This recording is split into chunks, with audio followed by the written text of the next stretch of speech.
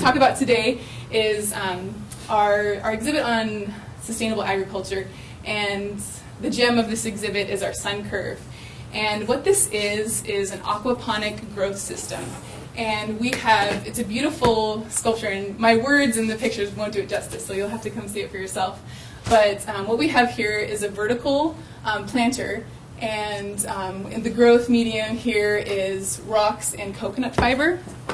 So that's what the plants are growing in, and it's connected to this fish pond down here that also has plants growing in it that the kids are exploring with right there.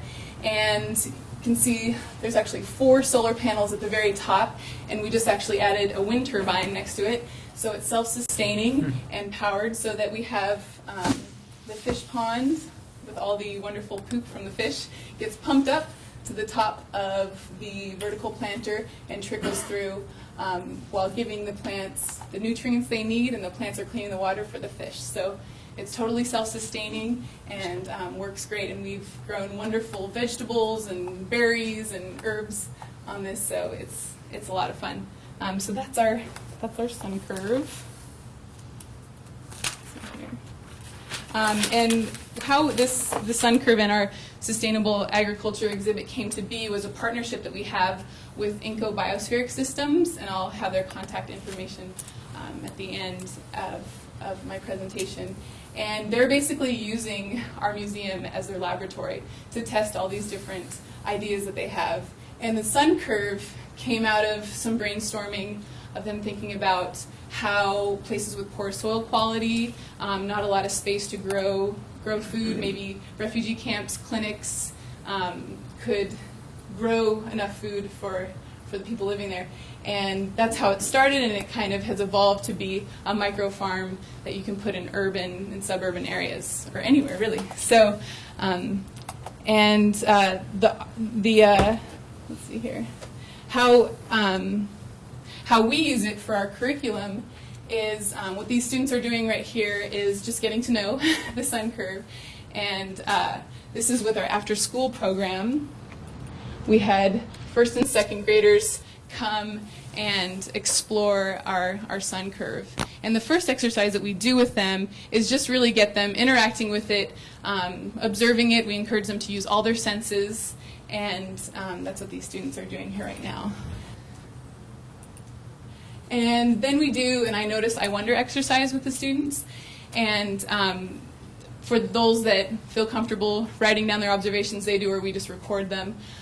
So here are some examples from our after-school class, some things that they noticed. There was a pipe that connects the fish pond to the garden. The plants are growing in sticky, hairy fibers, that coconut fiber. And then they saw their orange and white fish in the pond. So just really getting them observing, sharing their observations. And then we start with the wonder, the questioning. I wonder how much water the garden needs. I wonder if the plants could grow on rocks or sand. I wonder if different types of fish could live in this pond. So through the I notice, I wonder process, the students are really talking about their different observations, and with the help of the educator, they're guiding them in their exploration process. So for this class, what they went to go with was they wanted to explore the different substrates plants could grow in. So we focused on this question based on the materials we had and the timing we had. So that's what the group did, and they made their own planters out of PVC pipes and plastic 2-gallon soda bottles, and planned and investigated their own experiments, and then did a presentation at the end of the class. So that was a really great experience for the students. They really took ownership of it. They were really excited about it, and many of them have their planters still in their homes, so they're using those. Okay, so the same group of students, these amazing first and second graders, they were really intrigued with the bees that they saw flying around the sun curve. And we did a little bit of research to find out maybe what we could do in terms of data collection with bees. And what we found was San Francisco State University, their Department of Biology, is holding the Great Sunflower Project. And I'll put the contact info up at the end. And what you do basically is you register online with them, and you can plant your own great sunflower. And once it blooms, what you do is take a timer to observe, and you count how many seconds or minutes it takes for you to see 5 bees come and pollinate. And they have data sheets that you can download from their website, and the kids filled out the data sheets. They recorded the temperature. They were really interested in identifying the different bees. So they took that information and along with their timing and sent it in, and they do that twice a month. So that's a fun thing you can do with your students if you're interested. And they really, really enjoyed that.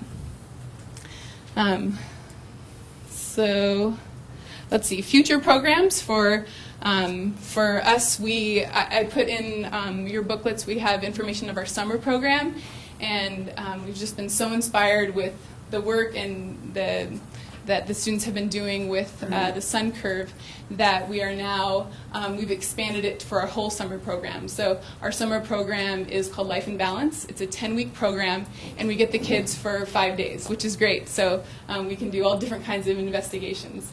And how we've broken it up is we'll spend a session looking at water quality and properties of water and aquatic habitats. Then we'll look at how things grow. We have a growing green theme that looks at how things grow and what they need to grow. And the kids can do different experiments with that.